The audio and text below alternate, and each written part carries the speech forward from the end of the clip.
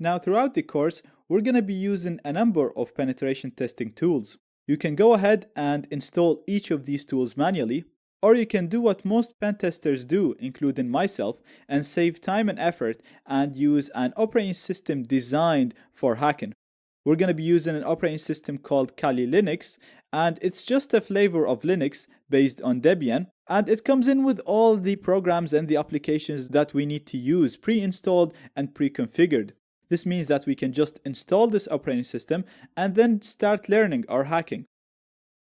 There are two options to install Kali. You can install it as a virtual machine inside your current operating system, or you can install it as a main machine, as a main operating system.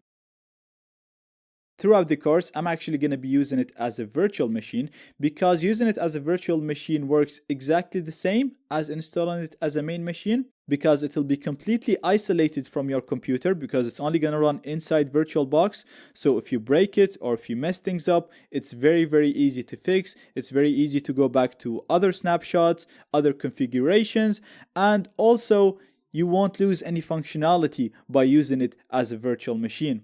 That's why I always use it as a virtual machine. And in this lecture, I'm going to cover how to install it as a virtual machine inside VirtualBox.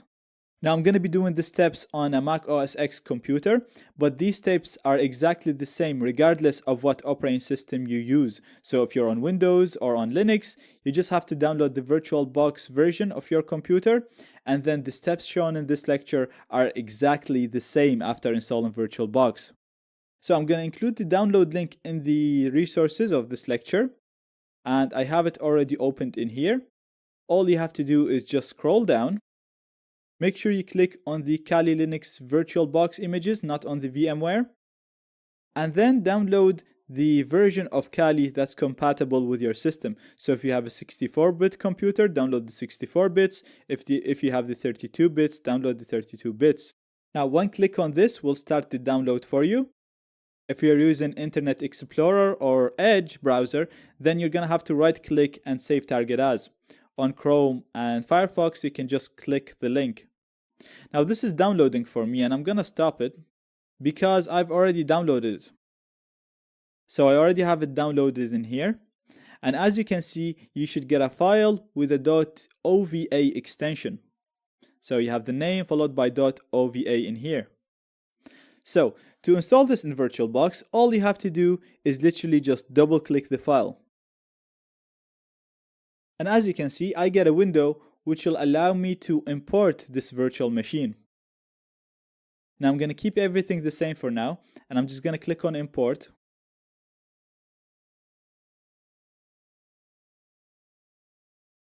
Now that's it, the virtual machine is ready to be used.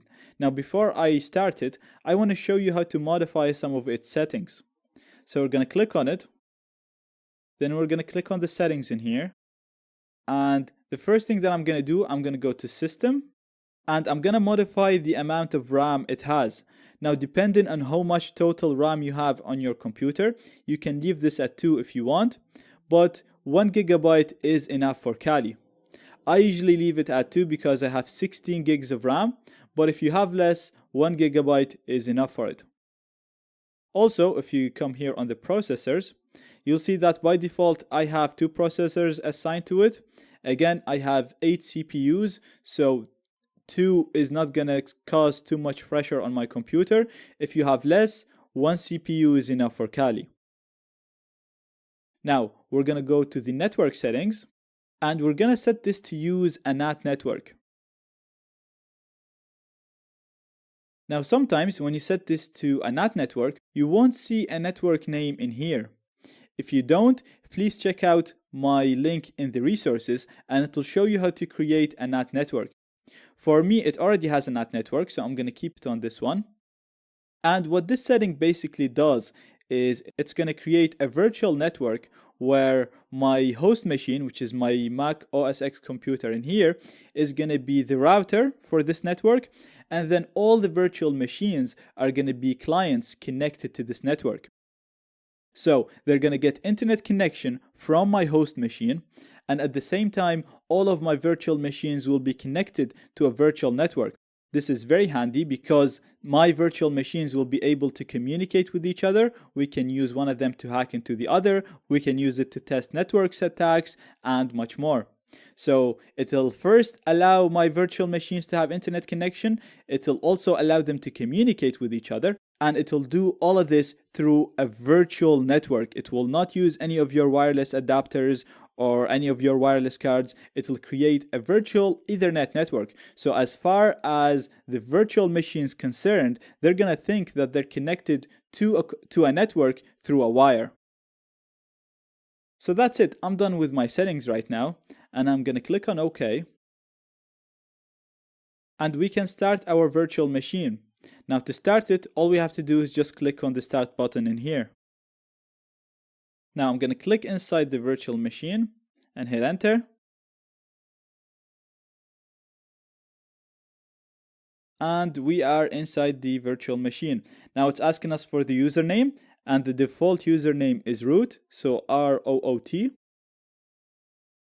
And then it's asking us for the password, and the default password is the reverse of that, which is TOOR.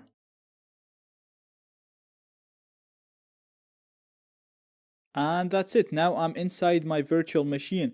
Now, since we installed this using the ready image, we can just click on this on the green button here, or we can go to view full screen, and we'll be able to go in full screen, and the screen will resize automatically to the size of our screen.